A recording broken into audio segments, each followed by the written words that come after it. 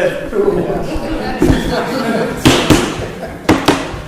evening, ladies and gentlemen. Welcome to the September meeting of Brixton Parish Council. The meeting is being recorded. There's no planned large rules. If there's see the door behind you there and the way we came in. Okay, moving on. Item 2. Any apologies? Yes, apologies for absence. Being recorded from Councillor Mitchell, Councillor Francis Peacock and Councillor Kevin Parker. Councillor Kevin Parker may arrive later if his meeting finishes at Daventry. Okay. And then we'll be in shortly. Oh, right. Okay. Do we all accept those apologies? Yes, everybody happy with those? Okay. Item 3, declarations of interest. Does anybody have any declarations of interest on the agenda items? No.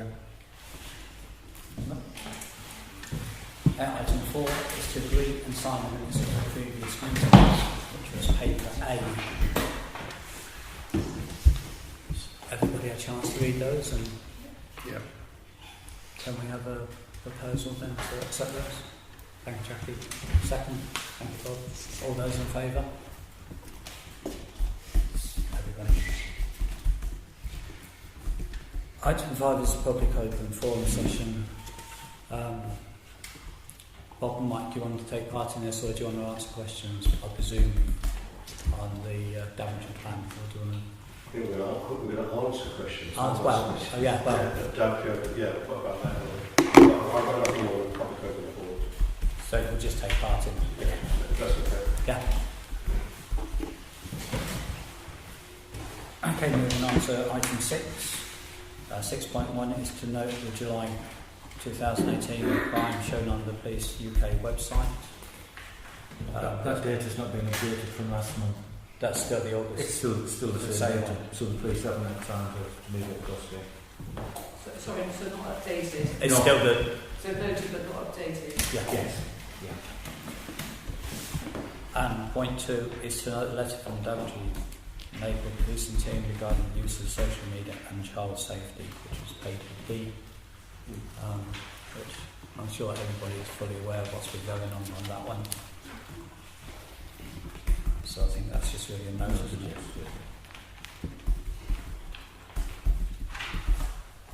Item 7 is paper C. It's the written report of the parish surgery.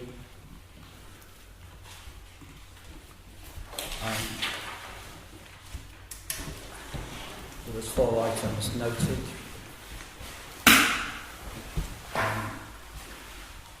Peter has dealt with items 2, 3 and 4. And the speeding is, obviously we've got the speed sign up now. Does anybody have any comments on any of those?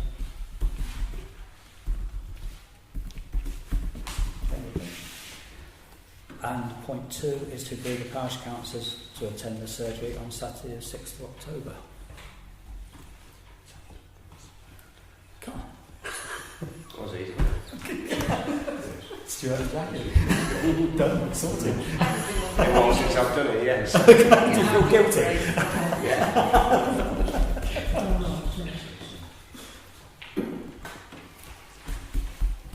Item 8. 8.1 is to receive a list of planning decisions for August 2018, which is paper D, which I'm sure everyone's had a chance to look at. Item 2 is to receive the minutes of the planning committee of the 13th of August and the 3rd of September, which was item papers E and E1. Everyone's happy to receive those? Yeah.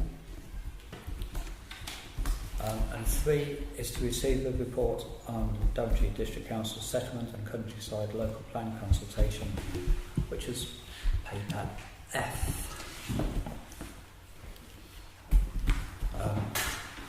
Obviously, that's open to the 5th of October, I believe. We've had, obviously, an email from Chris Miller as part of that document, which is several pages long. Has anybody any comments or ask any questions of Michael, Bob? I mean, I think our policy is still remains the same, that we're looking to challenge it. I don't think that's varied. Certainly Chris's points where there's 24 areas where the BPF looks to change things. Some seem sensible. The chair, we've got feedback from the consultant. They've prepared their draft. That Mike wants to probably do, and that will shape our response, which draws us this time next week. Yeah. Okay. Should I just sort of give you where we are? Yes, please. Well, firstly, as you rightly said, the deadline is next Friday, 5th of October. Nigel apologises if he doesn't get here tonight. He's been involved in something which kept him on some consulting planning matter somewhere else. I don't know exactly where it is. But he was due to be here, but we'll muddle through it. Essentially, he engaged a response from Huskinson Brown Associates to go through the rebuttal that came from the original consultant acting on behalf of the BBC. We have just got that in the last couple of days. We've really only had a chance to start going through it on a line-by-line basis today. And we've made an arrangement to go through this formally with Nigel next Tuesday or Wednesday. He has undertaken that he will prepare the document that will be on behalf of the Parish Council, and no cost of the Parish Council, which will include the final report of that, which is the final polished rebuttal statement, and the comments that come from the steering group. The steering group, I haven't seen it yet, they'll get that tomorrow afternoon.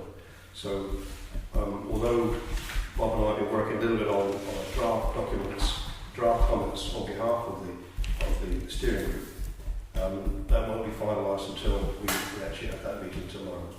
But let me tell you what's roughly in it, so you can be aware of the content. I think it's fair to say that Huskinson and Brown believe that the whole assessment of the special landscape area is flawed in two counts. One is the actual process of making the assessment of the special landscape area itself, as well as where the boundary should be. Now, that's their position that they're taking, and the steering group, we've been struggling to actually see how do we fit into that without actually saying the same words. So we debated today that what we can do is to comment on the areas that we know, and we can comment on the area specifically that surrounds Brixton and its neighbours immediately to the north and south of the neighbouring area, which is the parish. So there is a draft that Bob has been criticising several times today, which is here, yesterday, which I'm happy to actually put on the table and say this is what it's going to look like. This is our draft coming from the steering group, which will be polished over the next week or so. Let me just bung that on the table so you can see that we're actually trying. We actually have got something that is prepared to. And if you just have a look through that, and what we're really trying to show is that we dispute the evidence that the DDC consultant has actually prepared. In broad terms, but in their rebuttal of our representations, DDC's interpretation of it is that there are differences between this side of the valley compared to the other, known as the Brixton side of the Nen Valley, compared to the Stratton side, which we dispute. And we also, they also make the comment that there are larger fields on this side of the valley than there are on the other. Within that document, we're saying no, that's not true.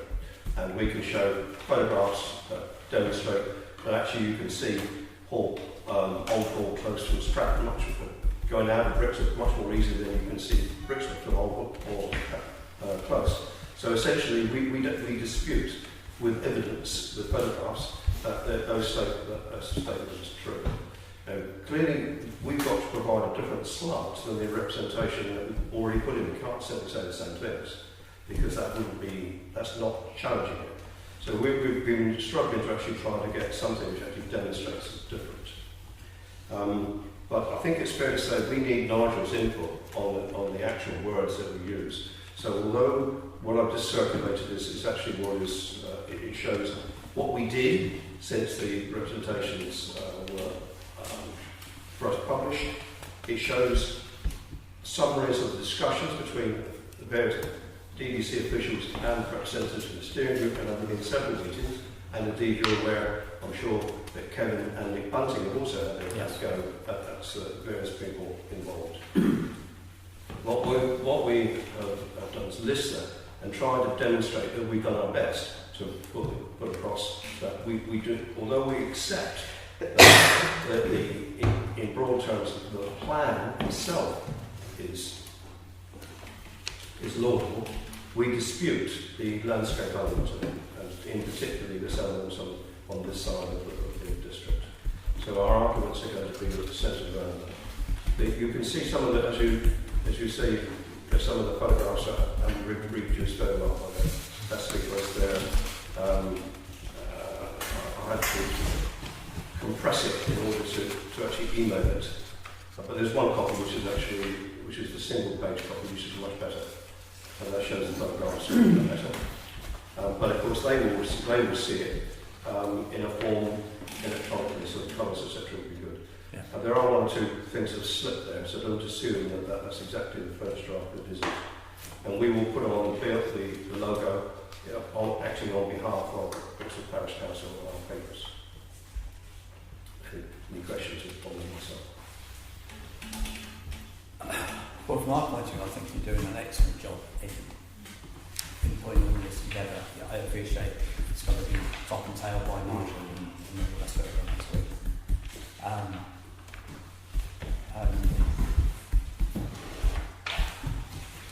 I think we've just got to keep battling until there's nowhere else to go. Thank you. Yes, it's good to hear about our district council's help and SAT as well. Not least Kevin and Nick involved with behind us. We do have 3 district councils, Amy as well. She has been involved, but I think she should rather rephrase it. She's been informed, and I think she has tacitly voted the way that Kevin and Nick has asked them to. So 3 hands vote. Yeah, so I think she has, yes. And I think Kevin has been fairly acid in his criticism. Not made a lot of friends with him, I think, in that sense. Yeah, that's pretty much what I understood as well. I don't think Nick's winning too many ideas. But then we they're fighting on our behalf. Which yeah, is that's what it should be. Yeah, that's right. Sorry, can I just ask a basic question of what's the net effect of DDC removing Brixworth's land or area from that protection that they had? Does it? I mean, I think local people feel that it might mean that it opens us up to development and things like that. Is that an issue or not? It peels off the highest level of protection. That's the problem. We've still got protection, and this is what Daventry's officers keep saying to us. Your neighbourhood plan will stand. You've got areas labelled as highly sensitive as a result of another landscape survey, our own landscape survey, in the neighbourhood plan, and we will support that. That's fine. We haven't got an issue. They are, although they make it sound like a concession, in actual fact, under the new PPF, they're obliged to do that, you know. But it does peel off this top level of special landscape area, which is a little bit like a local form of green belt. It hasn't got a national standing, but it's the first thing that planners acting for development tend to look at to see whether the landscape is green belt or whether it's got this local SLA designation. And our own feeling is that we've quoted cases where it has figured, where it has given a level of protection in the past. We don't think anything's altered, and we think that those historical cases really prove that it is a protection worth having. Okay, good. Thanks. I think it is fair to say that we think you're rattled by our opposition. Yeah. And they have dressed up as concessions. They haven't changed the environment plan ENV1, the environmental policy in the local plan, to include a specific line that says that local designations, particularly if identified through a made neighbourhood plan, will be honoured by the district council. So that what the neighbourhood plan as it stands should be honoured as it stands. But it's the long term that we've got to consider beyond 2029. And I might not be in that sort of time, so I probably won't care anyway. But in all seriousness, you know, if we've gone so far along the path, we thought we had protected the landscape. We had worked very closely with the officers at Daventry, so I think we all feel a little bit aggrieved in the steering group that actually having got to the point where the plan was actually mutually agreed between the steering group and the planning policy officers, that this came along afterwards. There are references to the SLA within the policies of the plan, so I think it peed us off a bit. So I think that's perhaps why we've got a bit more stuff. So, fair statement. Yeah, I think that's very accurate. Yes, we were peed. And I would just add to that yes, there is a pressure for development. Yes, more homes are needed. But Brixworth had 17% growth since 2011. Yeah. And we know there'll be further windfall growth with plots of land becoming available here and there within the village. During the period of the last local plan, well, that's still going technically, I suppose, but up until about 2011, there'd been something like 120 new planning applications granted for building new homes, since that 1997 up to about 2012, I think it was. Yeah. During that period, so these windfall developments will always happen in a large village. We realise that.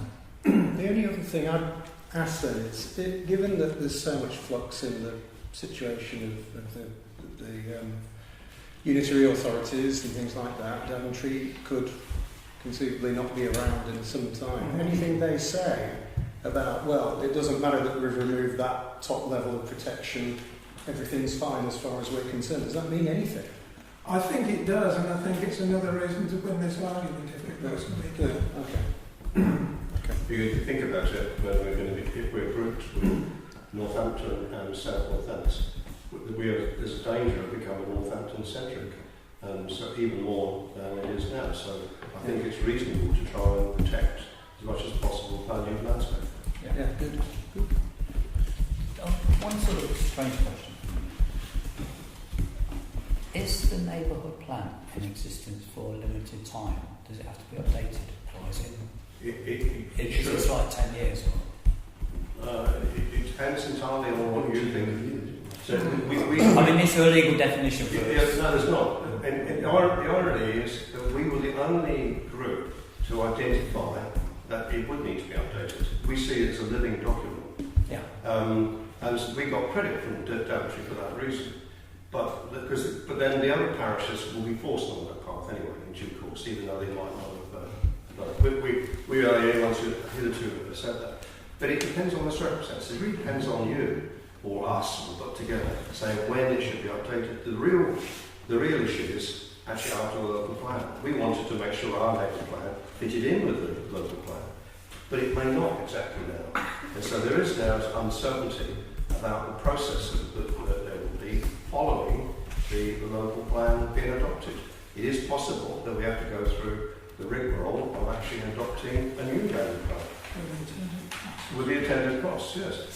And if you remember, we were fortunate to win several grants in order to fund the first element. To do it again, may not. Now, Daventry, the officers have told us, well, you only probably change a few lines here or there, and we may be able to agree between the parish and the district.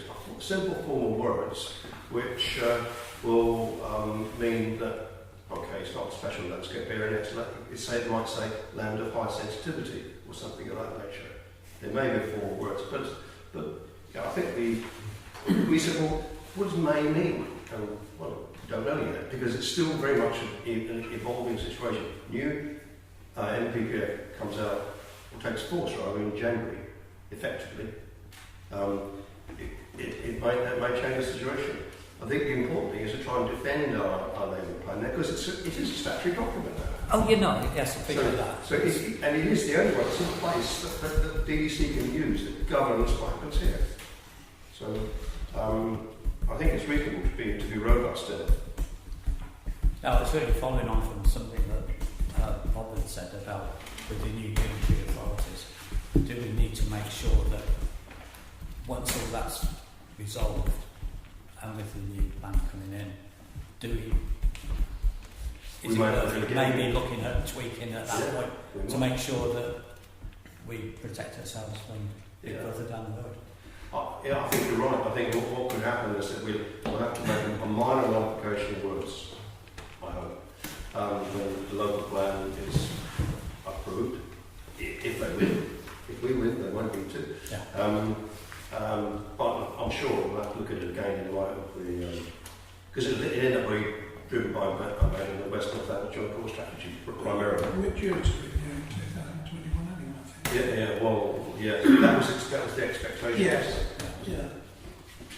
But with unitary coming in, was that 2020? Yeah, so it could force, but 12 months is not an awful lot in the scheme of that sort of thing.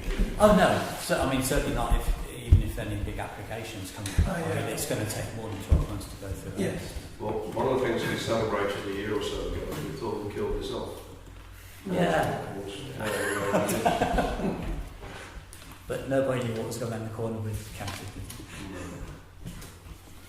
Anyone else have any questions? No? So I take it that you're comfortable with just processing the way we intend to, that Nigel writes the document. That would mean that you won't get a chance to see it formally when it goes out, but in principle it will say as everything I've described. But clearly as soon as Nigel has done it, he can send a copy to the clerk so he's got it on record. Yeah. Is that fair? You could then forward it to all the councillors, couldn't you? Just as a for information, so that we've all got a copy of it. Mm-hmm. Should we do a motion to say that, to authorise them and That's what's his yes, otherwise we'll be open to yes, criticism anyway. criticism, Yeah. I'll propose that we authorise the steering group to act on our behalf and to issue the report to Daventry for next Friday.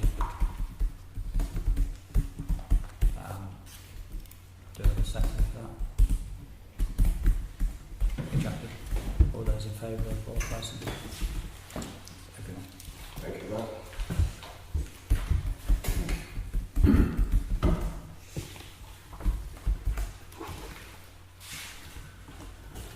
Okay, item 9, media communications, to receive the minutes of the media communications committee meeting on the 22nd of August. Mr. Chair, Sorry, I missed the questions. Was this public questions? yes? I missed it. I was preoccupied in the hole outside. Wow. I thought he was digging the office. Okay, also thinking that Until hole. next month. It's fine. I'll go back to the hole. Okay. Imagine.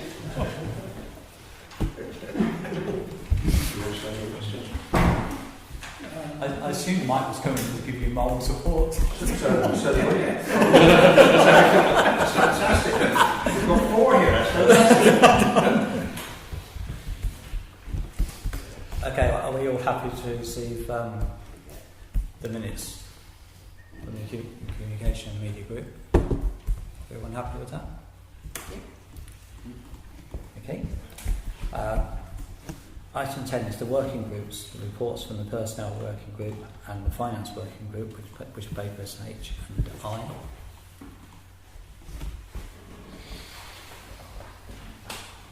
Dealing with item H, paper H first. Everyone happy to receive that one? Okay. Item I is the finance working group. I'd just like to sort of highlight the fact that there is a timetable there for setting of the next budget. So if any groups have any, or groups and committees have any input that they'd like to make, if they could sort of provide that information by those dates, please, that would be much appreciated.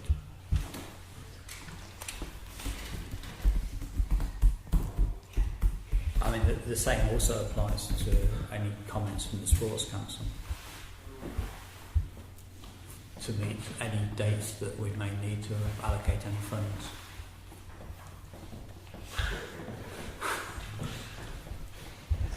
Is that you, is it? The Sports Council? Yes. James. Just because that's we haven't had a report from the Sports Council. Just if you could just make a note of the dates, please. There is a meeting next week. Yeah. I know. Next Tuesday. I know this. I like your tactics. I'll just get in first. Okay, item 11 is finance. 11.1 is to receive the financial transactions, which is paper J.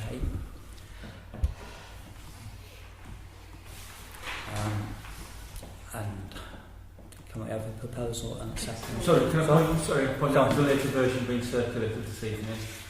That's The right. big one. Yeah. Yes, The latest one, with yeah. the two additional ones that have arrived in the last 24 hours.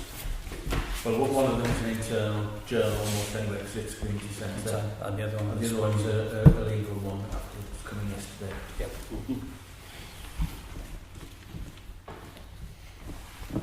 So, the annual audit there says £400. I thought it was. That's this year's annual audit. So where's the because we obviously had the extra amount, didn't we? That was the previous auditor for the previous year, And that which was has gone through already. Oh, right. Oh, yeah.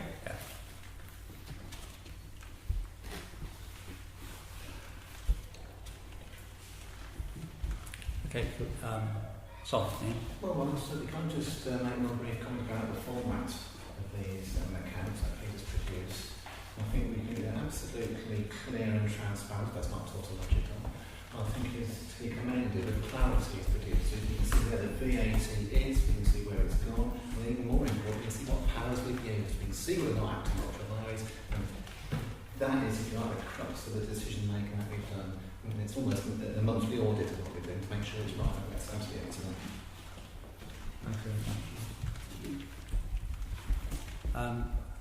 Can we have a proposal to pay our bills, or if no anybody's got any more comments?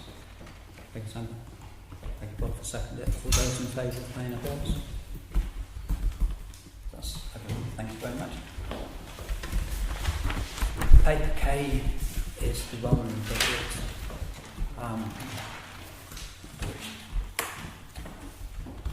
Following the finance group meeting when we reviewed this as well, that seems to be sort of on track for where we want to be at this stage of the year. Is everyone happy to receive that? Thank you very much. The bank reconciliation report is paper L.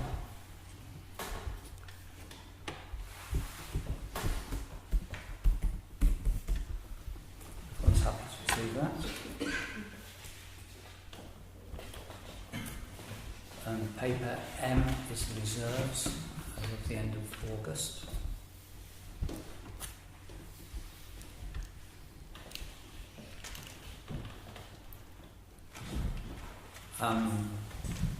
The one thing we've added in this now is the varmints that we've agreed at council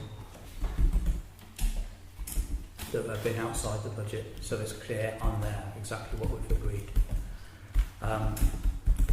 And we will also be, I don't think it was on the varmint budget, was it?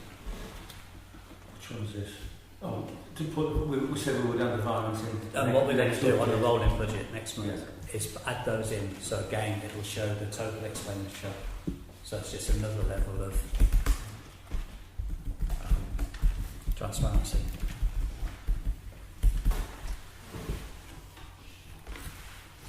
And we said we were also going to have the Section 106 funding there.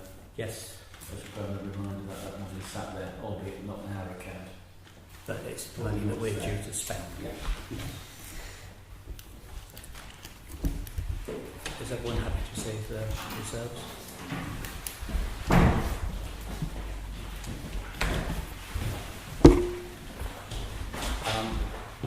And 11.5 is to note the satisfactory conclusion of the 17-18 annual audit by PKF Littlejohn and required actions. Which I'd like to thank Peter for getting that one through with no more good questions. The only required actions is we need to put it on the notice board that the accounts are complete, the bill for inspection. It needs to be on the website for 5 years. Okay. So that will go tomorrow. Okay. Everyone happy with that one? Okay. Item 12 is to consider contributing £50 towards the annual Scouts and Cubs daffodil planting.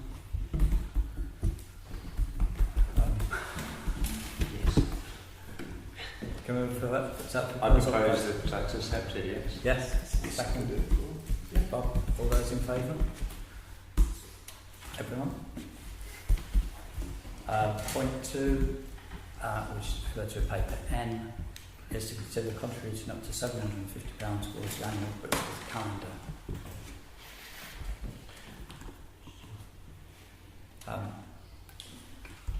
When we prepared the budget for this year, as it was becoming an annual event, we pulled it out of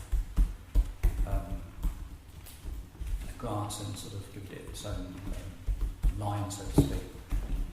That is slightly more than we did have in the budget, as you see from the paper. But I know, I think I might say you have queried that, haven't you? You did ask, could you get more quotes? And Yes, we've shopped around. We've even looked at a different format on a cheaper paper rather to keep the costs down. yeah. Because for whatever reason it's coming more expensive than last year. We've been to 3 internet companies and we've also been to a local printer. I mean, I know from your paper, you recommend going to OmniPrint. How many calendars is that one for? Sorry? How many calendars is that for? And you've got, I think it was 7 block cover. I think it was, it would have been 350, I believe. It was 300-ish, wasn't it? How many was I think it was 400 last Question. it was 400 last year and then they had some left over. Yeah. So they've ordered less this year. That was going to be my question. Yeah. Yeah. That's where I was sort of going at to see what the That's question what was. How many of the 400 sold last year? Sorry? How many of the 400 sold last year? I think it was just about 350, I think. I suppose, right, Well, that's why you've got this ballpark. Yeah, the good sellers. Okay. And plus I said it's over too many. And the £800 that was raised for first responders, presumably that's over and above what was already spent out on the printing costs in... Well, we paid for the printing costs. Yeah. So that's just pure, all of those funds straight to the first one. Yes. Okay. Can I ask a really stupid question? I don't know anything about the calendar. I've never seen it. Why wouldn't I have You ever mean- seen one? You were the one who didn't buy it. There's 50. Probably. We got 50, didn't buy With 50. the other 500. Some left for £2, yeah. But where do you sell it? In local shops and things, or how do we sell it? Online? Well, I know the bill through the information point, and I would have thought some local And the shops. coffee shop. Yeah, the Oh, old yeah. bar. Oh, And is it Troops as They well? had, I think they had somebody selling them at the Christmas fair last time, didn't they? They had somebody selling them at the church fair, so you can't get away from it to them. And how much are they? The £5 last year. £5, I yeah. think, And they dropped to £2. yeah, that was, I wondered how many were sold at £2, Amazing, because there were a fair number. Now they've got the price of pork. Oh, okay. But they're very popular. Sorry. They are, they're absolutely lovely, but to make £800 when we're spending £700, Really, it's a donation to charity, isn't it? yeah, which is fine, but Making a mockery, really. And the photographs and everything, I mean, they take beautiful photographs, and not that we have any editorial control, but they weren't the best ones. There were some nice ones last year in the bulletin and things, and I mean, that's not up to me, they're not perhaps meant to appeal to me, but I just think... It's not ours. Are you suggesting you'd like some intervention in the selection of photos for the calendar? No, I have no taste. I I mean, would. I think that's a great idea. That's not true. no, I wasn't. And if we're giving it for that reason, or if we're supporting the village or something, I mean, is it not Photographic Society? Yeah, that do it. And is it the most effective way to raise money for first responders if they're doing it because they want to do it and we're volunteering for the sake of it? Or is there any, could they be raising some revenue from advertising to pay for some of that, which would then perhaps promote some local business as well? Sorry, just it's if we're just giving it to them, that's fine, because I think it's a very worthy cause, but could do more. Which one's first? I will say that I think the wider issue though is that this is a local community group with an active interest, so in addition to supporting charity with that donation, if you like, we are also supporting a local community group in that activity. So on that basis, whilst you're right financially, the transaction would be simpler if we just say here's a donation, actually supporting local activity as well. yeah, which I like. Sandra? I just think that we're in danger of just through habit of handing out money and not really asking if we're getting any value for it. I know that in the past the quality of the calendar, the paper itself, has been questioned, and I think that was one of the reasons why maybe they didn't sell at £5 because it just didn't feel like a £5 calendar. I mean, maybe someone does need to sit down with them and say, stop relying on the parish council for the printing costs of this. Like any group, be it the footballers or the scouts or whoever, we would say to them through a grant policy that we're not your only source, because this has increased over the years. I'm thinking £750. The fact that we budgeted 650, that's a significant amount. That's a significant difference. And it might be unpopular, but I think if we budgeted for 650, we give them, if people want to, give them 650, not 750. If this were an expenditure elsewhere and we overspent, as is being raised in the audit, it was deemed as irresponsible. So why is this any different? I think, obviously when we do the budget we've got no idea of cost. No. And I think previously it was 500, so we'd upped it sort of fairly significantly. Yeah. And I think also we are now a lot tighter on how we quantify how we've spent money. We don't just say, okay, we had 650, there's 750. We're saying, okay, we've got 650 in the budget, fine, and we'll fly the other £100. So there's a proper due process going on, and it's not just spent. So we are taking those decisions seriously where we are overspending. Yes, it's probably too late to sort of have too much of the editorial input in this year's, but maybe it's something we should look at going forward and saying, right, if you want some money, let's see what we're getting before it's printed. Maybe something that could be run by the media group or something. Yeah. That's amazing, that list. I think so, because if we're essentially funding it.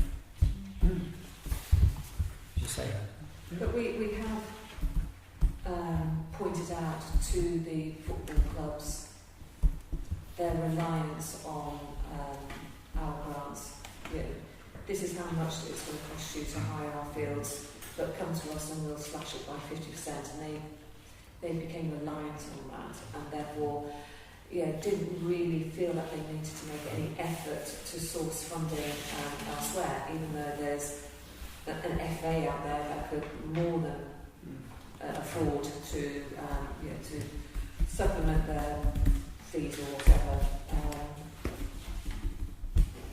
I mean, I don't know if we finish discussing. I would like to propose that we only offer them the £650 because that is what is in our budget for this year. Anybody want to propose? Second that? Yeah. Yeah. Sorry. To be funded by the free resource. Sorry. To be funded by the free resource. Section 1. 137. 137. We have to limit that because they haven't got power. They haven't got power to do this. Okay. Section 137. Yeah. Okay, we've got the one proposal on the table. All those in favour of just spending the money allocated? Okay.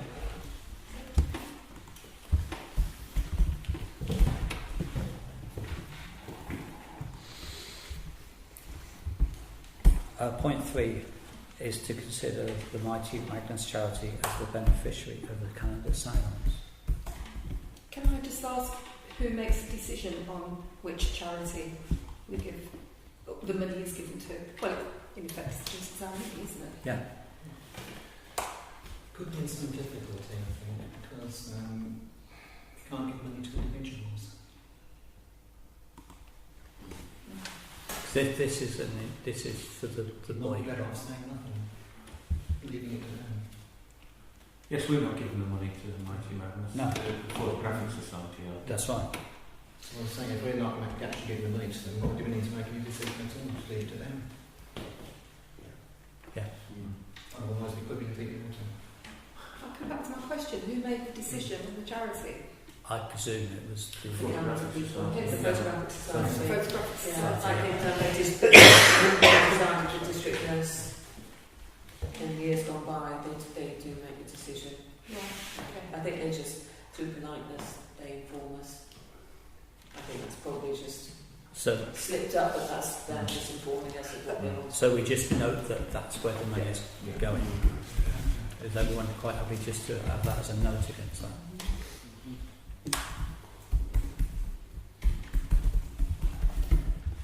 Yeah. Item 13, parish car parks. This is paper O.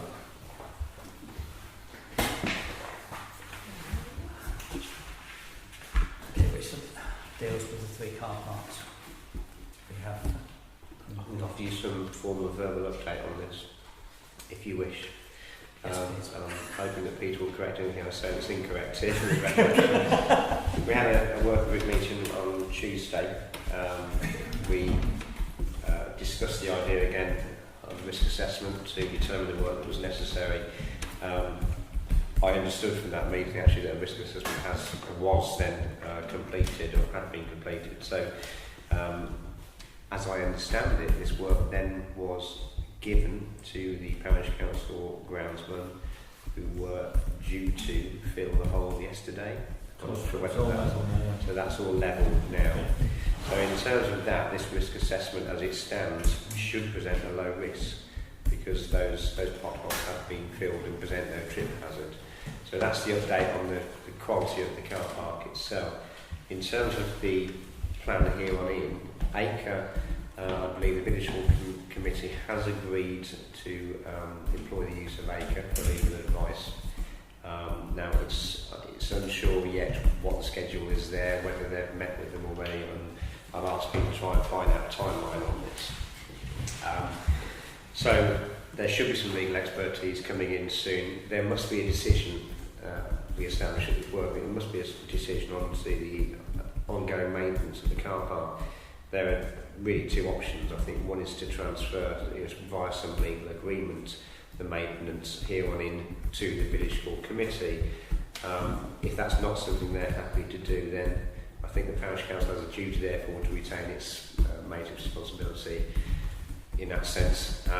But that would mean I think we would have to place some restrictions on its use, and one of those restrictions may well have to be that the preschool, which is currently using it for a children's play area, that may have to be removed. I think we've got to take one route or the other. So that's to be presented to the parish council, but also, of course, we've got to be mindful of any advice from ACRE going forward. Does that about cover our discussions? Is there anything I've missed there? No, but we did talk about potentially resurfacing it to around the Daventry. That's right. Perhaps with small contributions from this council and the village hall committee. Yeah. Get it up to where one standing, and then the village hall could take over on that basis. Yes. I mean, if they didn't want to take it over, then because potentially it's a public car park, isn't it? Yes, absolutely. And that's can't be. That's the reason I think why you would have to restrict the use of it, and perhaps that would mean the removal of the children's play area. But I mean, there's certainly, I think we all agree, there was certainly no need to go overboard with that maintenance at this point. I think it's a case of repairing it to a safe level, and that was a sort of a much smaller fund. Some of the money that we were considering, I think, was in the region of £3,000 or £4,000. You said, wasn't it? Yes, up to £4,000 maximum. Is that to do, I mean, Like you talked about. yeah, sort of To the back. from the curb all the way down to the fence? Is that's Yeah. what everyone's So really now we're waiting for... Yeah, it's waiting for the British Hall Committee to have their discussions with ACRE, and any outcomes of that, we'll take it from there. I mean, I think ultimately they have to make a decision about which way they would like to go with this, whether they're prepared to take on a legal agreement for maintenance here on in, or whether they're more happy for us to take on that responsibility. Are we going to make an application for funding? Peter? That's listed under Q, which has been circulated. A parish council car park research 25,000. I think what we talked about is the estimate's 25,000, which you clear 50% from Daventry, which would be 12,500. We talked about using the silver money potentially 6,000, and that would leave 3,250 for bricks of parish council and the village hall committee to put in, and that would give you 25,000 for complete resurface if that's needed. But then obviously there's legal costs on top of that if we go down the legal route in terms of proper agreement. As you know, Councillor Moxon's keen on, because this is something that's dragged on 20, 30 years maybe. It's never been resolved. We can't go on. Which is why we've got a problem. No, we need to have it Yeah.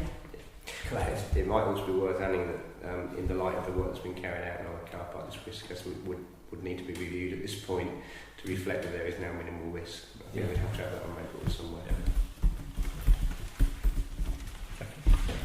That covers the village hall car park, but Yes. what about the Ashway and St David's? Yeah. Because, I mean, St David's is appalling, and there's a lot of children that go up and down that sort of alleyway or access on their bikes to and from school and various places, and it when it's been raining, it's very, very wet there. I spoke, well, so going through these in order. The Ashway does a few potholes there. I did speak to Peter about this and say, can't we just get a bulk bag of type and just use Mark to fill it in and level it off? What we proposed to do here. I think was it there was just bags of tarmac, was it? Yes, Yeah. yeah. So that would be Yeah.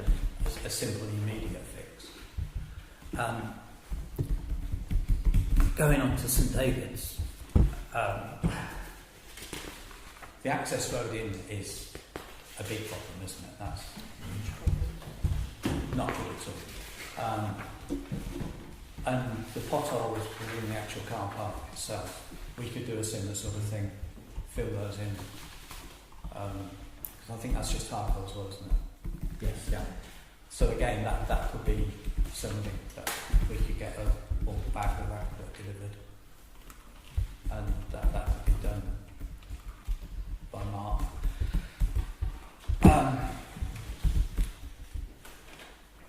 Are we proposing that's the case and that we get those Well, those areas levelled at this point? well, Because it's a relatively cost-inexpensive way of sorting the problem, isn't it? yeah, I mean, and use tarmac, cold tarmac to fill in the holes in the drive. I mean, I know it's an immediate Drive's thing, quite although that's quite severe, isn't it? It's In terms of scary. condition.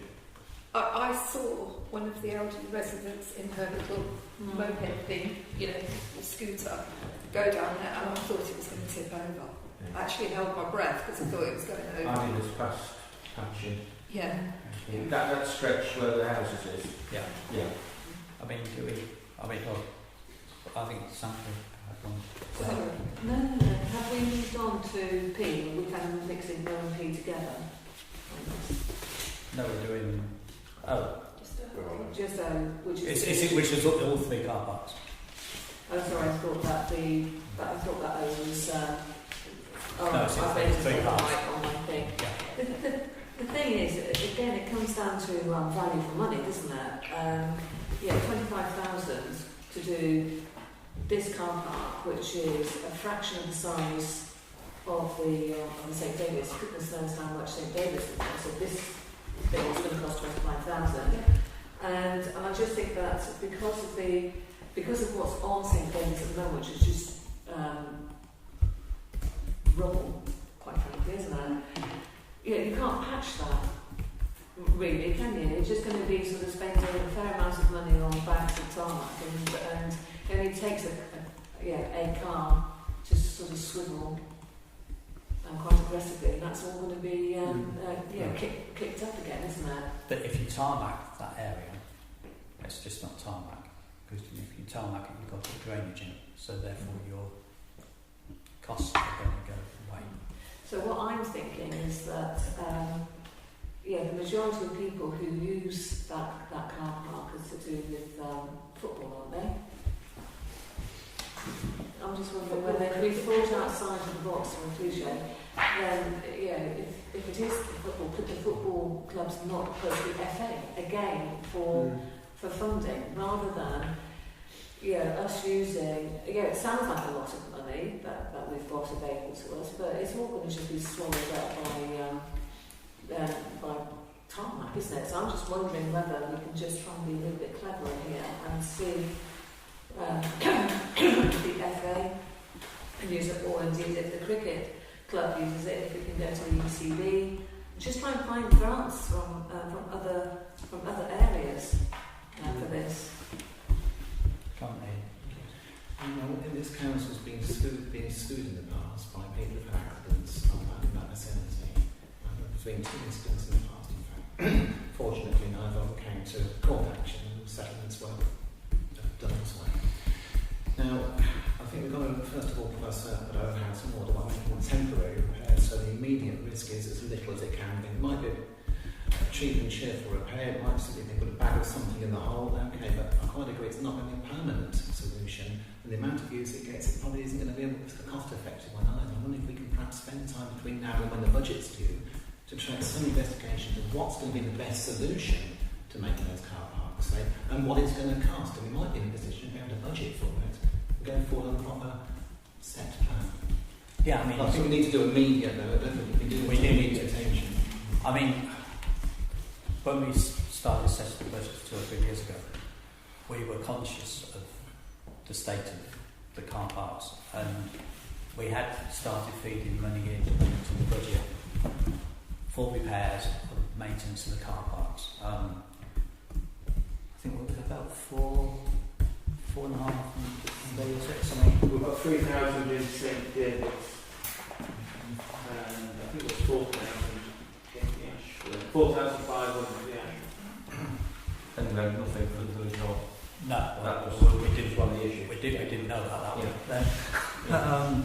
So we've got money certainly for the Ashway to make that good, and obviously we've got money.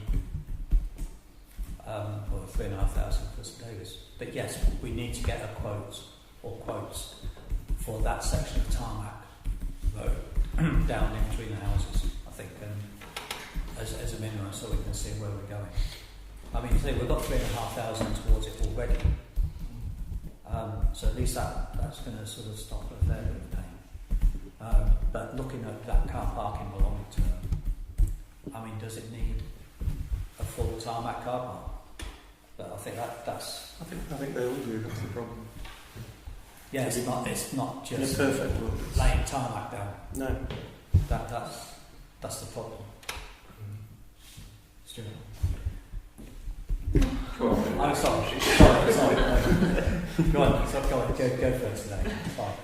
I was going to say, I think Sandra's idea about approaching the FA, the problem with that in the past has been about who owns the pitch and who's responsible. And until we get the Sports Council sorted out, and there may be a budget for that, and once we have a proper arrangement with the Sports Council sorting that out, that might be an option. Up until that point, I don't think we can reasonably ask the football club to ask for anything for that, because unless we're giving back from the Sports Council, which we've said we're going to do some sense of management, that's not going to happen. It was more of a question, is that I know you're saying put money behind for this, that's not it's money for the immediate maintenance. Do we have any kind of rolling programme of maintenance to avoid this happening again? Or do we need to do one, to make one, or do we need it to be part of, I think we're back to the personnel issue again, do we need somebody else to be able to do some of those things? And the other thing is, if we're using that money, or potentially trying to get money to do that one, is that because we see that as a way, I think is what they're trying to do, of getting that as not one of our responsibilities potentially, so that we have more money to commit to the other areas. So that was kind of a question, but the second thing was, I don't see how we can do that yet. We're back to putting things on the Sports Council again, although I agree we need, as Ian says, we need the immediate repairs immediately. Perhaps come back on that. I think in terms of the ongoing monitoring regime from this point, that would actually come from the further risk assessment on the work that's been completed. That would be one of the recommendations in the risk assessment, I think, action going forward. And related to that is a very similar thing. Have we done any risk assessments on the other areas that we've just been discussing? I fully anticipate it would come out in a very similar format to that which has just been completed over there, yeah. But I think just in order that we've covered it, I suppose legally speaking, we've identified all of those risks, and we can therefore plan that work and prioritise accordingly. So if that hasn't been done, I think we would. The risk of zero scoring is the first goal. Yes. Mike, you want to make? I just want, if I may, I just want to contribute. The cricket club is a simple problem, but we've elected to go to the ECB, and they said categorically won't fund anything. I'll be very surprised they're failing to fund anything for car parking. So I expect a cricket club meeting next week, but I should be asked for £580 to be able to put fresh ground down, and I should say yes. So it's the easiest thing to do. And the car park in Northampton Road is a similar size to St David's. That's what's always been done over the years. It's just been gravelled and it settles, and it's gravelled again and it settles. The bit between the houses is going to be tarmacked, so I think I agree with that. But I think the rest of it, you can say about £500 or £600, don't do the job. It won't be permanent, but it will do something about it. Yes, yeah. Okay, I would like to propose that we carry out temporary repairs to the Ashway Car Park and St David's Club Time. Sorry, can I just clarify when we were sued because of the state of the car parks, please? I have no idea. In the area in all the car parks. The case the lady fell down a manhole and came to the manager over the chair. Both resulted in legal Chair was action. in the car park. Are you very much in the same line? Oh, right. The regional car park. When was that? Do you know? How long ago? 6 years. 6. So we weren't sued, were we? No, I said it was settled, We have to pay the legal costs of one of the parties. and then it was just a counter court settlement.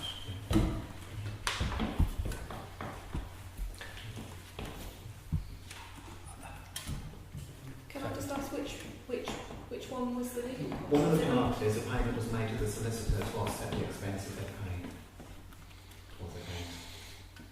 It's limited. Right. It wasn't the person that fell over on the patio. I believe it was a manhole, I don't know. Oh, the manhole. I believe it was. I don't think I've mentioned names, but I think it's that. The other one I don't know. The same as Well, I the do, other 'cause one, it's I my don't know. partner. Whether that was done with that or not, whether that was done along with that one, I don't know. They say it was limited. Do we talk to the Simon Compton type people at the football clubs and things like that? We do. You do you? This is the sports council. This is what we're trying to establish with the sports council. Who's the sports council then? Do you know? Oh, okay. Mike. Our council, and then we've got Mike who represents cricket. Because the football clubs, I was talking to one of the trainers who wasn't Simon, and he said that they need an artificial pitch. They probably needed it for years. Is that the thought? Okay. But if they got funding for that, it could be in 20 years' time, for all I know, but it could be. But setting up the sports council is supposed to deal with those, so that the sports teams together are working out what they want to do with that space and working out how to spend the money, rather than approaching parish council for everything that they want, which may then not be in proportion with. We're providing a public space. Mm-hmm. You know, we're not providing football pitch or whatever. So we're trying to make it accessible to everybody, and the sports council would be a way of managing that between the sports teams themselves. And also greater autonomy. I think. Would you agree? Yeah, I think so. But we need to get that. Not quite there yet with the sports council. So, but Would you like to join our sports council? Sure, yeah, why not? Come to the next meeting and let you know. Don't mind. Too late now. We are moving into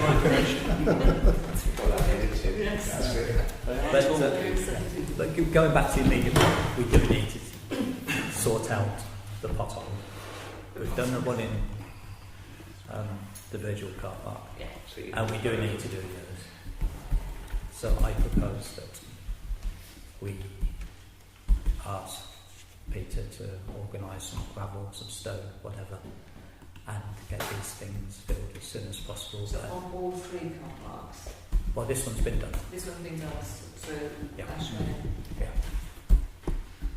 As soon as possible. The second, thank you. All those in favour? And that's a job for him. Do I get quotes for the tarmac at the access road? Okay, then we can bring that back. Yeah. Right, item 14 is highways. To consider first one, to consider expenditure to meet the design cost of the proposed Toucan crossing on the Brixworth bypass, which is paper P.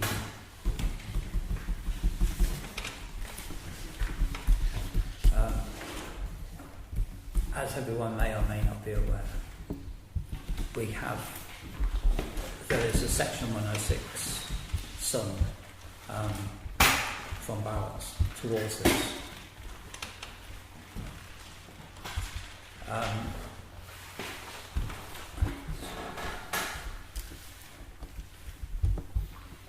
But the county council, is it 30,000 barrels? Yes.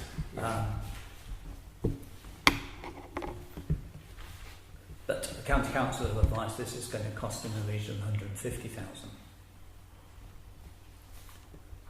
For those of you who are not aware what a Toucan crossing is, it's just a wider crossing that will allow pedestrians and cyclists to cross at the same time.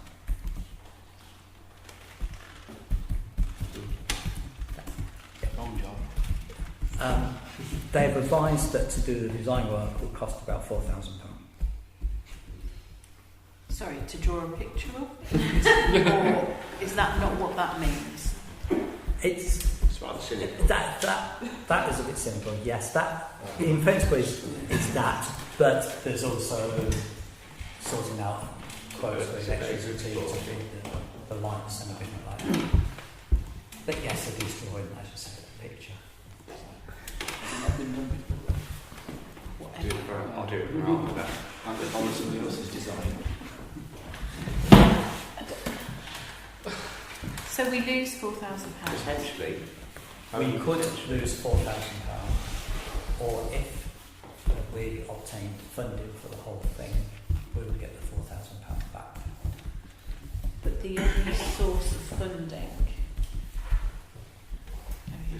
I've remembered, it is the money that they're trying to get rid of before NCC potentially, before the back grabbing of the money to bring it together in the unitary authority, which is actually two authorities, even though it's called a unitary authority.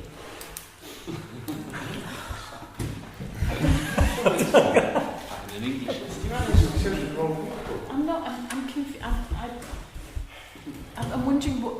I don't know how we know that we're going to get this money. If we don't get the money, are we still committed to it? This is what I don't. If we don't get the money, then because this could be paid for by a grant. That's what sort of bothers me. if we don't get the £150,000 to pay for this scheme, then Barracks will get their £30,000 back. So we will lose that funding. So Section 106 money, if you don't spend it, the developer gets the money back. Okay. But we aren't then committed to spending it. We aren't committed to spending No. it. Okay. Albeit that we lose the original. My view would be that although there's potential risk we could lose that £4,000, we then don't go ahead with the work, it's a worthy investment, and it would be a shame to lose that £30,000 from the developer as well. So it would be a missed opportunity, I think, for the parish council. I mean, one thing I'm not certain of, I do agree, is if we spent the £4,000, can that be taken out of the £30,000? No, it can't. Is that Because when they get the money back, you've got to give them the 30,000 back, which means the county will then have to fund the 4,000. right? So we can't take No. 4,000. No. The only other thing is longer term, you've got a project on the shelf if the money Yes, does go, which is a minor benefit, but it could be 20 years before that happens. How long can we hang on to the 30,000? I mean, I know we've actually physically got it, but if we don't get the 120,000 to make it up to 150, can we move that 30,000 forward to the following year to apply? It's typically about 5 years. Right, okay. Where would it be? Because there is an island where I thought it was meant to be It's already, isn't there? just north of the island. Between the island and the roundabout then? No? Have I got... No, it's on the bypass.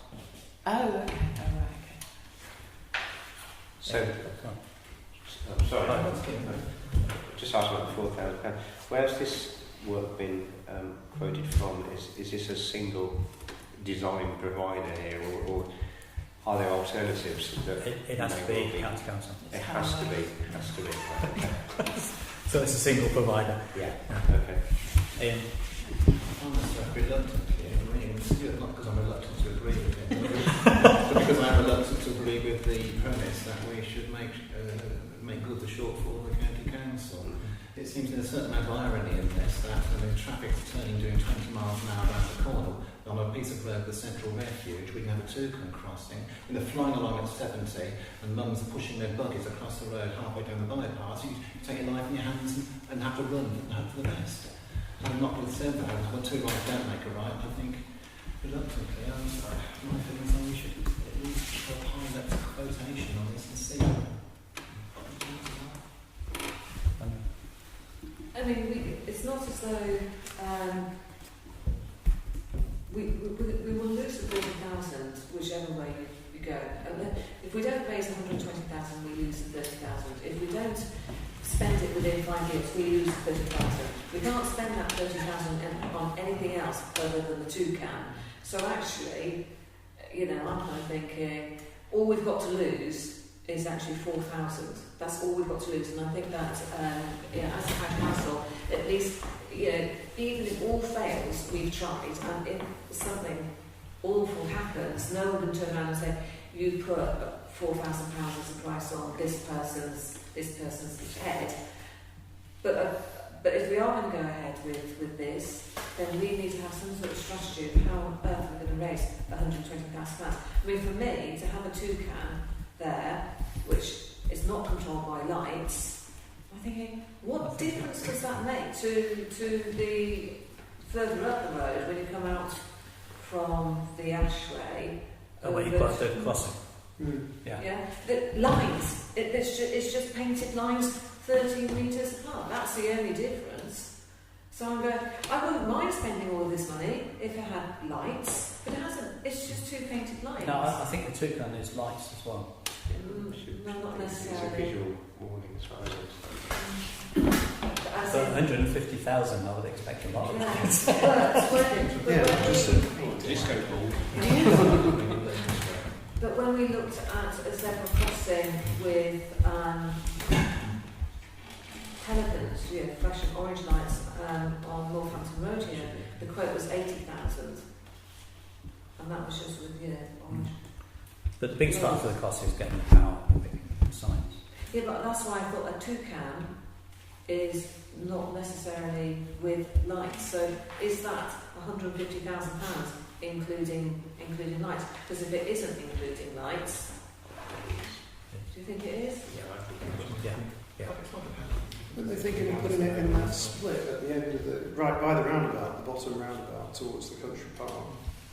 So Yeah, it's that. it's that bit with a little island in the middle. So it's two sections of crossing probably. I mean, I don't exactly see exactly where it's in. Sorry. I think it's going to be at the end of the cycle track. Yeah. That's Because what inside the hedge there's going to be a cycle track. Because we thought about the one on the outside is completely superfluous. But okay. Yeah, And that's if you follow that one down, it's going to curve to the left slightly to avoid the roundabout. Then it'll be a slightly new crossing point.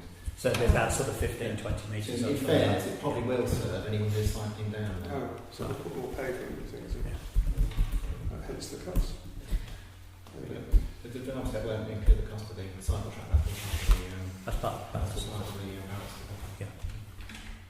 Yeah, I think Sandra's right that if it's the only thing on the table, then this is a yes or no, and the fact that we're debating it probably doesn't make any difference. I think it seems to be there seems to be lots of comments. There seem to be lots of comments on Brixworth, let us know, and so on, about people who are obviously not happy about the road, and that's been for ages. Everyone you meet is always talking about that road. I can see that we, by agreeing to get something built, then may open ourselves up to further criticism that it's in the wrong place and that it's not the right kind of crossing and that we're back to the route to be a bridge again and this kind of thing. But nonetheless, at least it's doing something, and it's the only thing that we've got on offer to do. Yeah. So if somebody was making that proposal, then I would. I'd like to make it. Or No, you make it. You said it. Okay. So I'd like to propose that we spend the £4,000 on the design put together the proposed toucan crossing on the A508. I need to. I'm happy to second it. Which one of you two on the second? You second. All those in favour? Sorry, can I just say that includes the transfer of £2,500 from reserves Yeah. to make up the balance, because we've only got £1,500 in the budget, in the highway budget.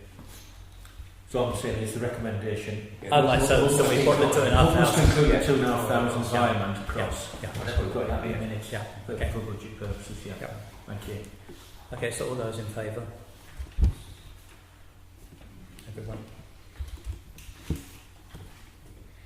Okay, item 2 of the highways is to consider supporting the residents' proposal to have parking restrictions at the junction of Frampton Way and Spretton Road.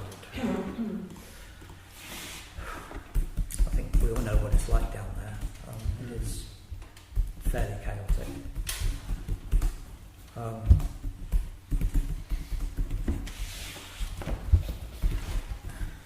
Yes.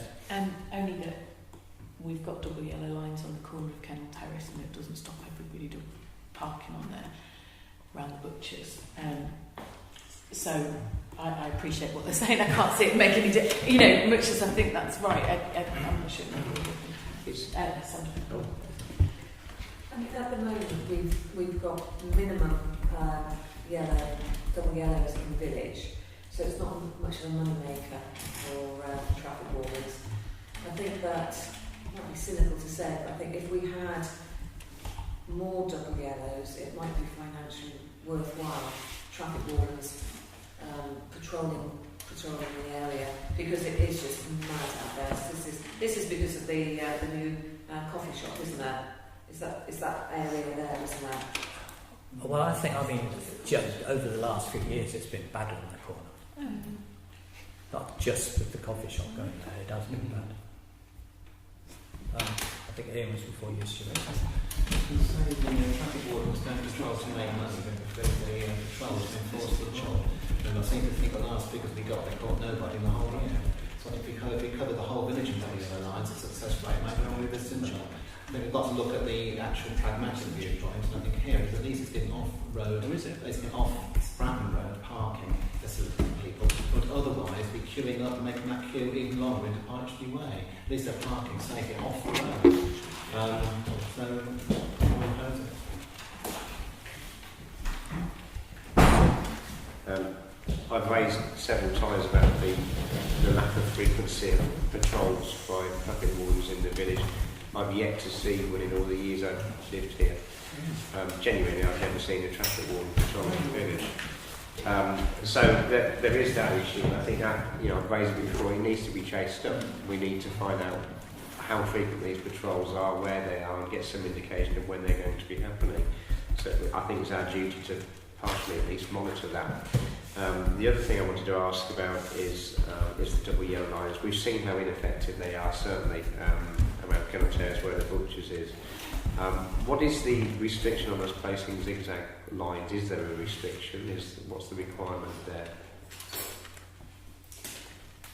When you say zigzags, Zigzags.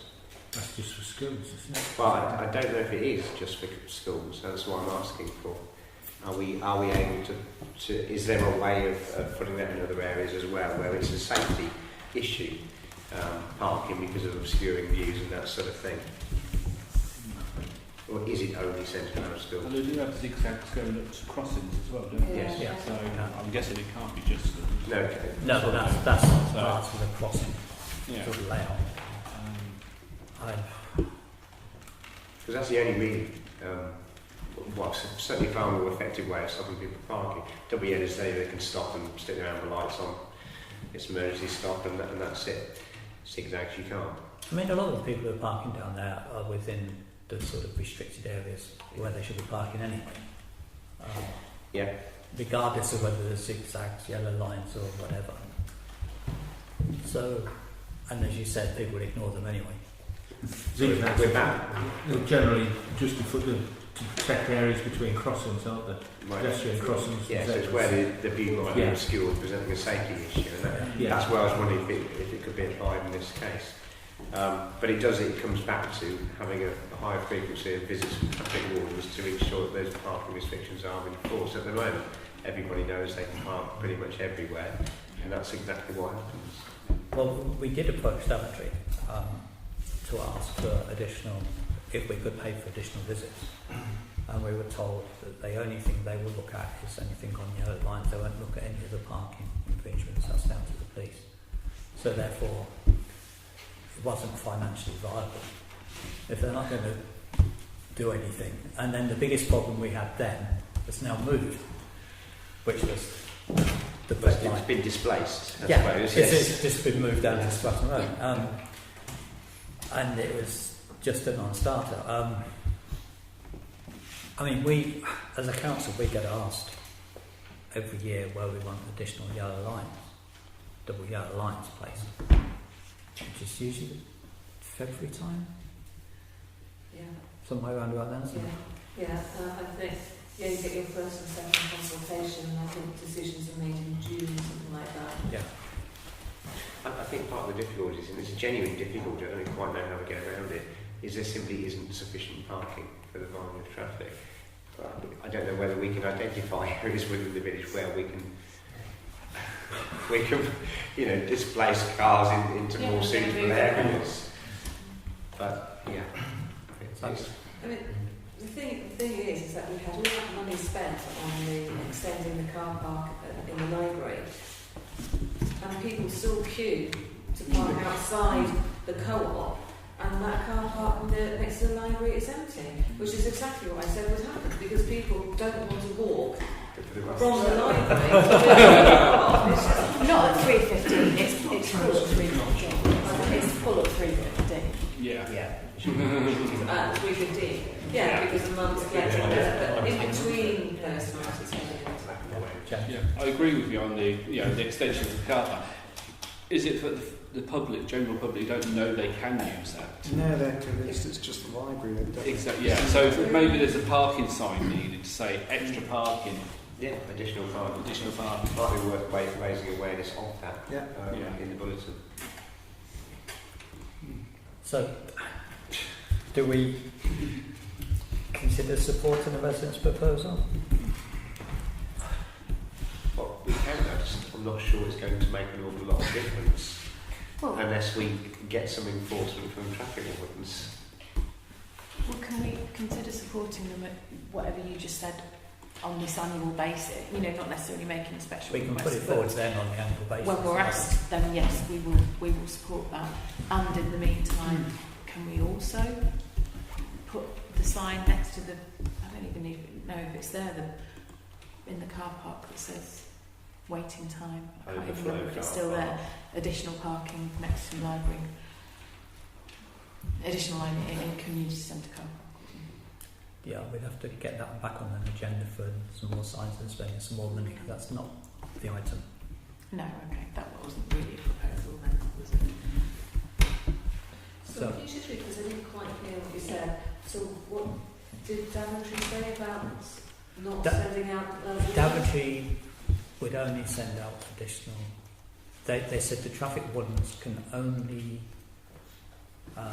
issue tickets for people parked on double yellow lines. They would not take into account any of the parking problems, which is what we have. But the sticking point on this is that they're not likely to catch anyone on double yellow lights unless they're in the village to do so. And we pay council tax along with every other local village. Even if it was a proportionate amount of time spent in this village, we would see them. At the moment, we never see them, and there's never any action, and parking is becoming a problem. They do actually. I'm sure you're right, but I've seen no evidence of it. I've seen. I actually had somebody got a ticket for it. Oh, right, okay. No names. No. A couple of years ago, I did actually produce a report, and as it was, once a week the traffic wardens were coming. So I'd like to see that updated.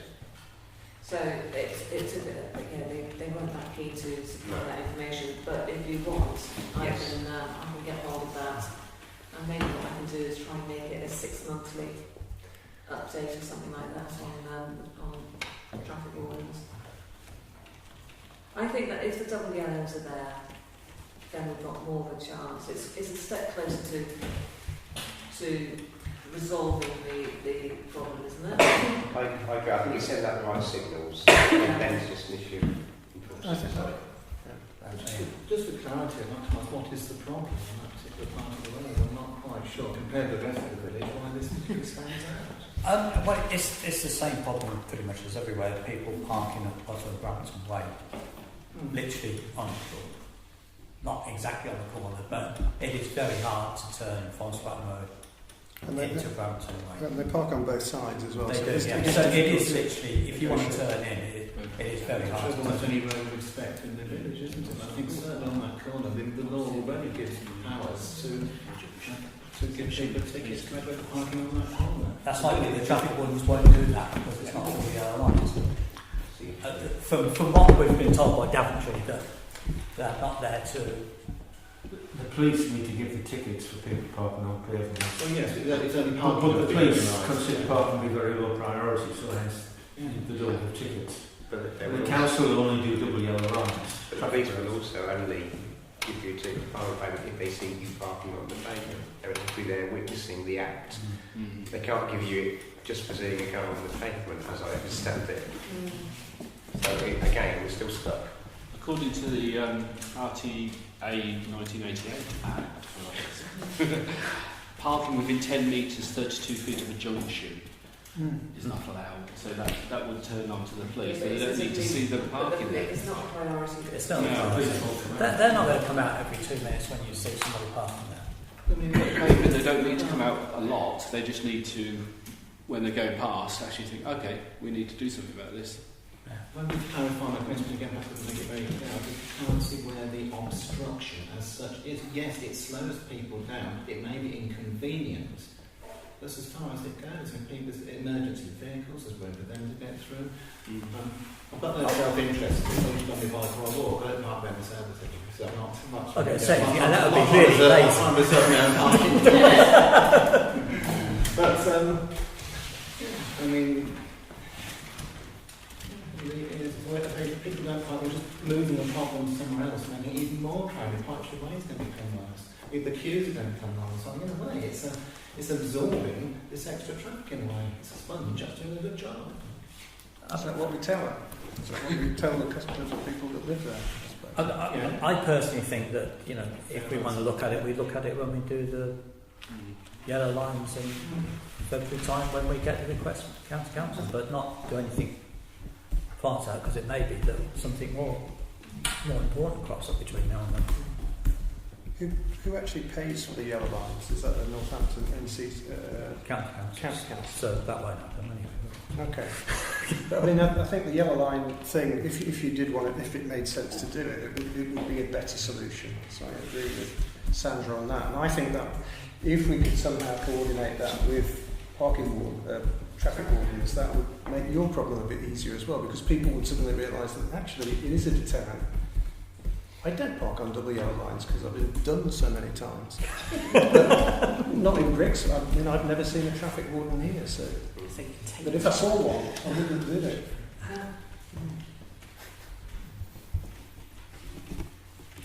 So,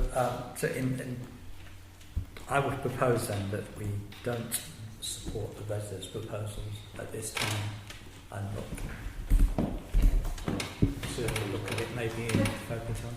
So have you got the residents' details? Are you able to contact them and say? I personally have an eye on them, but I'm just wondering whether, because if it's minuted and we do not support the residents' proposal, it's not that, it's about timing, isn't it? So yeah, that's what I'm saying, that we look again in... We would consider it. Yeah. We'll further consider it. Yeah. Yeah. And review it. Yeah.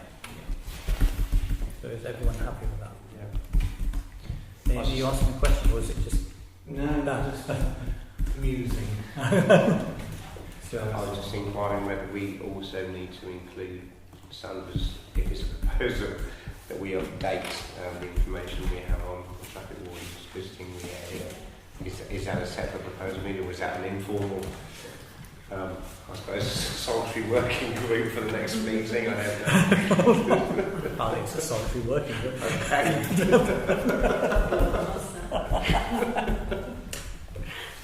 Yeah, I'll just do that wherever. Okay. Okay. Point 3 is to consider and investigate the possibility of introducing a one-way system around Lesson Road, Eastfield Road and Broad Street. Again, this is sort of part of paper P.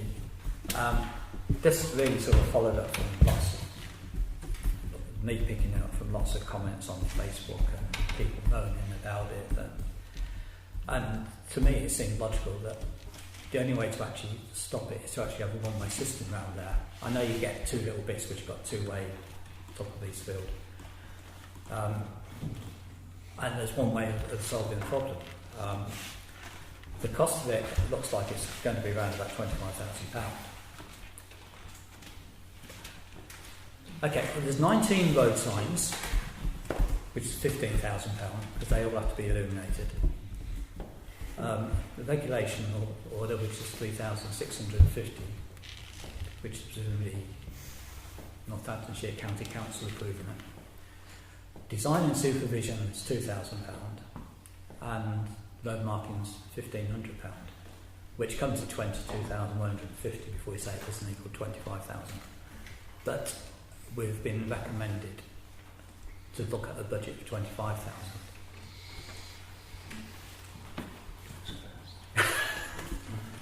Could I ask why there's a need for illuminated one-way signs?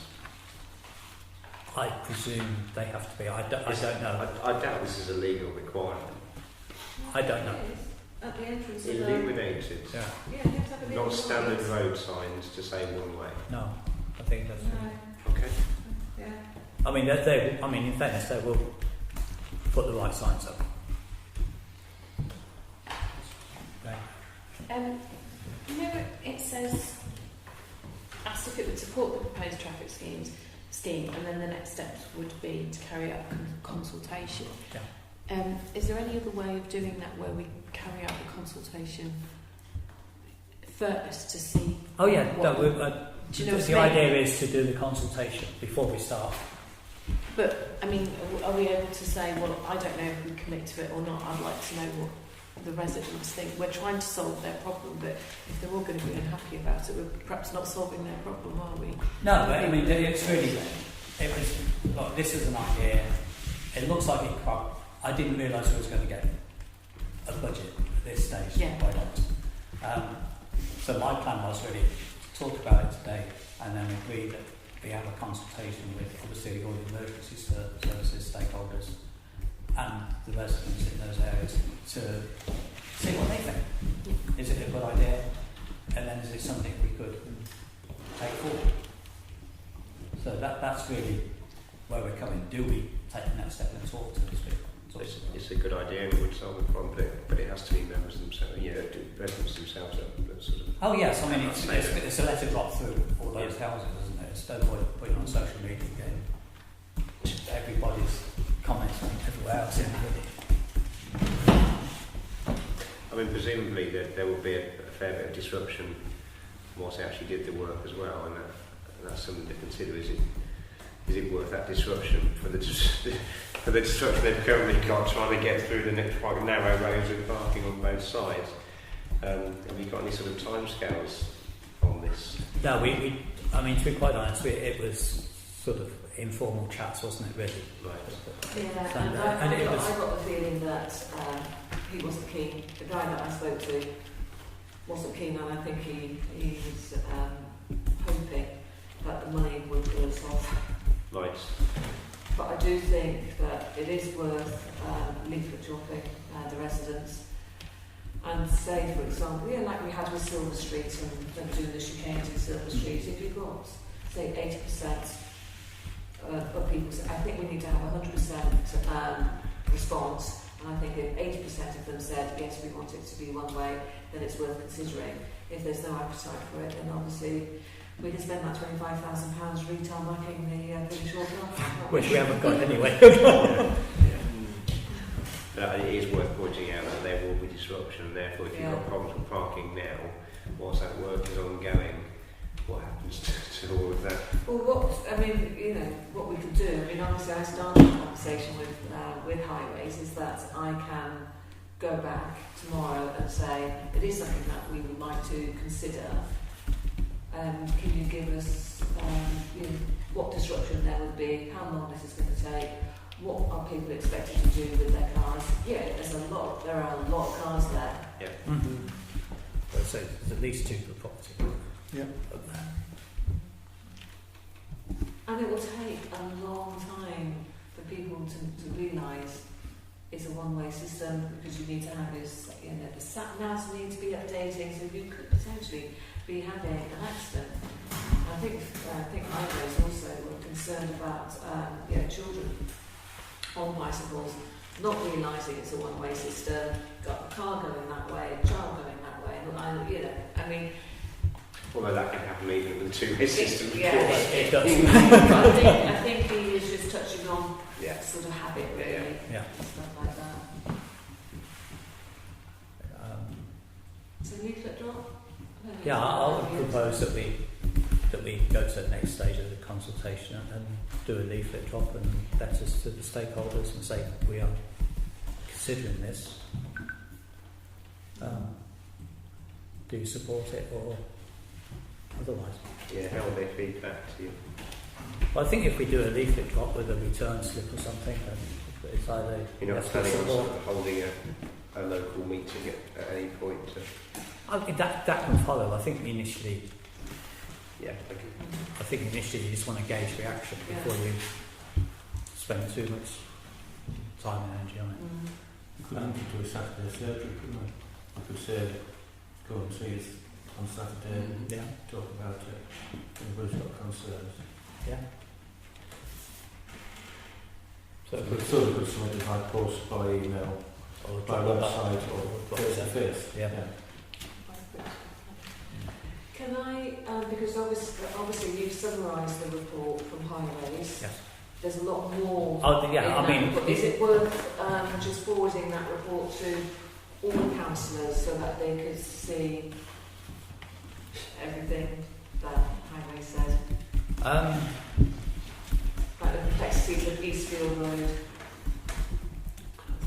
I think it's only necessary on the basis that residents show some support for it. If they don't, then probably get a lead. I was just thinking that if we're going to do this, tackle this at Saturday surgery, then the councillors. It won't be for No, surgery yeah. a week on Saturday when it is. It's going to be sort of November or December. Okay, it's just that there's a lot more to the report than what's. Oh, there's a lot here. more than And I just think people that, summarize. at Saturday surgery, whoever questions, whatever questions there are, at least the councillors can say, well, this is the answer. Yeah. To that. And presumably you might make that report accessible online via the BBC website or not? If residents wish to see that. Yes, we can put full report. Okay. Yeah. So we could direct them to that report. Yeah. Okay, so do we have a second for thanks, Sandra. All those in favour of carrying out the consultation? Everyone, thank you very much.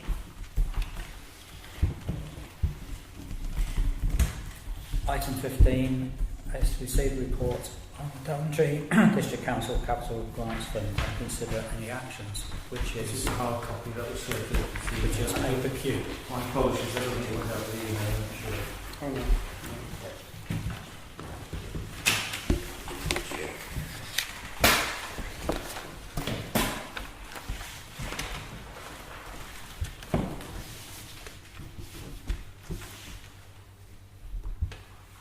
I mean, we'll obviously talk about this magical £250,000 over the last couple of months.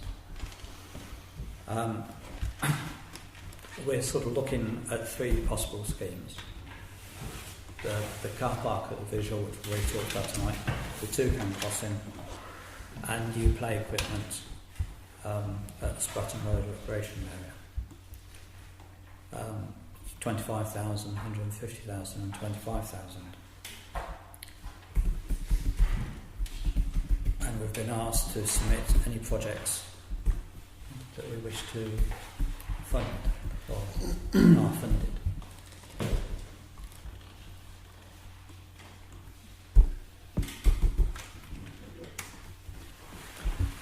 Any comments? I was saying we don't have to do any of them, it's just the opportunity. Oh, that's the opportunity there, yeah. When it's talked about exceptional circumstances, are we satisfied that each of these would qualify as an exceptional circumstance to require more than £15,000? Has anyone made any inquiries to that effect? I think the exceptional circumstances can be a moving goalpost. Right. Okay. Well, we've had no indication that these might be suitable criteria for that. Maybe the 150,000 is stretching it a bit. I've spoken to them about hard funding highway projects, and the officer feedback was they didn't see Daventry money being used to backfill projects that should be carried out by the county council. Okay. But some of the members think differently on that. Everyone's views different. But that's the view I got. I received from an officer. would have said sort of items 1 and 3 would Sorry? probably have more chance than 2. See, I would have thought number 2 because it's a safety issue. Wrong. But if they've only got 250,000, are they going to give Brixworth 150 of it? Oh, nice. Nice people. Yes, I know. And I was playing a bit sort of devil's advocate there. So we're just receiving this, or are we going, what we're doing? Sorry. We're receiving it. And to consider any actions. So, Which partially we discussed already. I think we've discussed it already, Yeah. the play equipment. I personally think that if there's a fund there, then it's worth trying to get some money out of it. Would be daft not to try. Don't ask, don't get. Yeah, exactly. Yeah. I would therefore propose that we ask Victor to apply for those. It's 3 individual grants to see what happens. What's the cost of all 3 car parks being resurfaced? Why don't we do that as well? 75,000 quid. I think the St David's and Ashbury car parks, to have those resurfaced, but sort of drainage will be far more than 25,000. And the difficulty is the match funding. Is we need to put money in to increase the chance of success.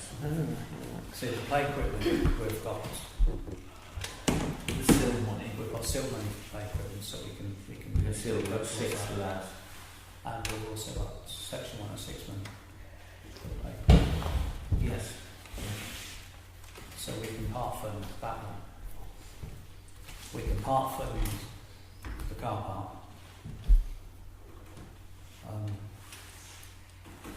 Supercon Crossing, obviously, we've talked about the 30,000. That the others we couldn't part fund those.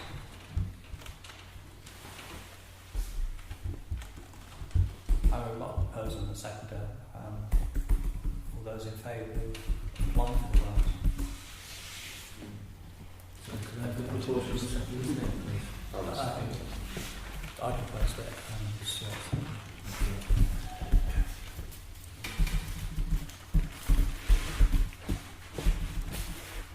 Item 16 is first part is to receive the parish clerk's report, which is paper R.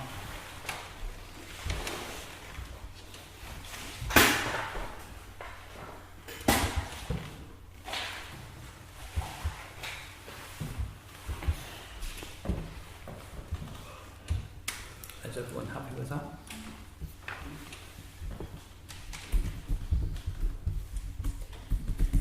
And the second part of the report is to consider the purchase of an A3 printer scanner, which, if I remember right, is towards the end of the report.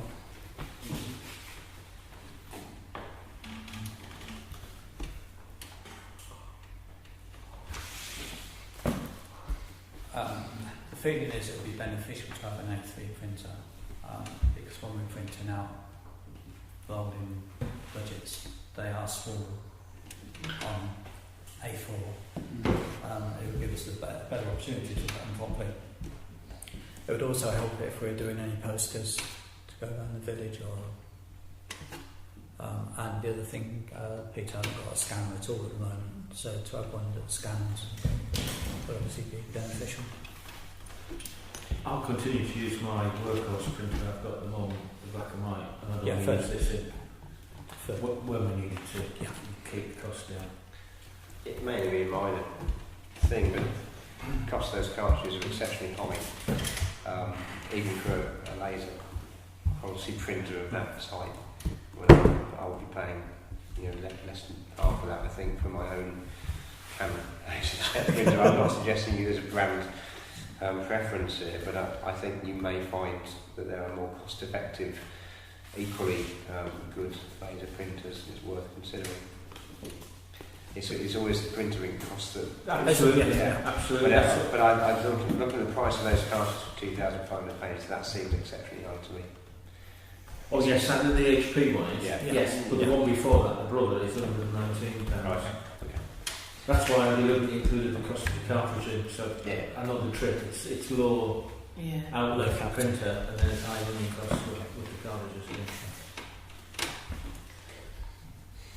I think if it's needed, it should be bought. But it would just be nice to somewhere see if we could have, I don't know, something on the bottom of all the bits of paper that where perhaps the council was hoping that people aren't going to print out something like on the emails. Please try not to print this out unless you really have to. Yeah. You know, we're trying to go a paper free. The county council are apparently paper free, although they always give me meetings in every papers in every meeting I go to. But it would just be nice if we could say yes, we'll buy that, but we're moving towards being paperless. It'll be used more. It'll be 90% used as a scanner.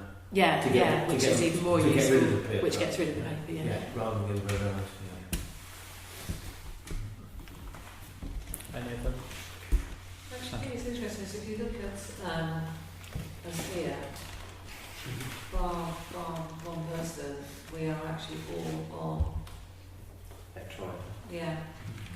Well, bar me as well, because I'm looking over his shoulder.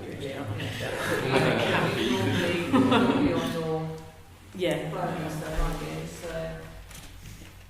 So we are pretty much paperless, aren't we?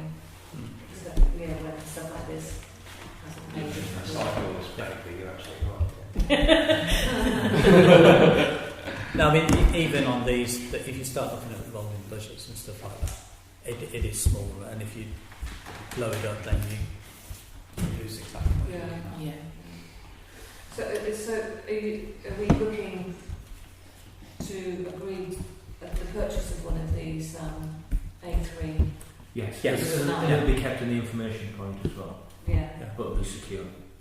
We have budget for office equipment in this year's budget, so we have already got a budget for it. And are we, by the sounds of it, we're looking at the MFC rather than the HP? Yes. Okay. Yes.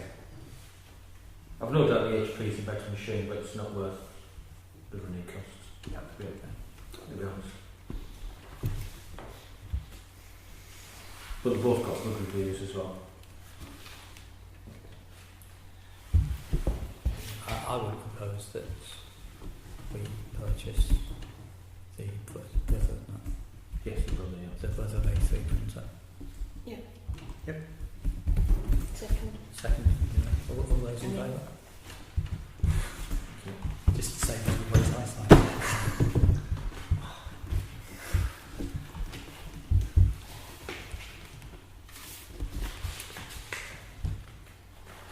Seventeen is notes on general correspondence, just paper S.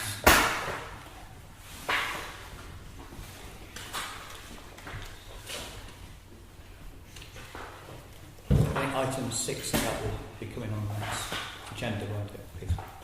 The Millennium Garden. Yes.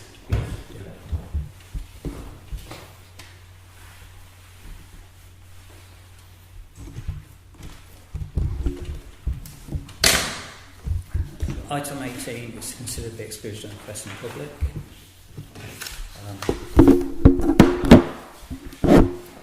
So item 19 is we have to go through it.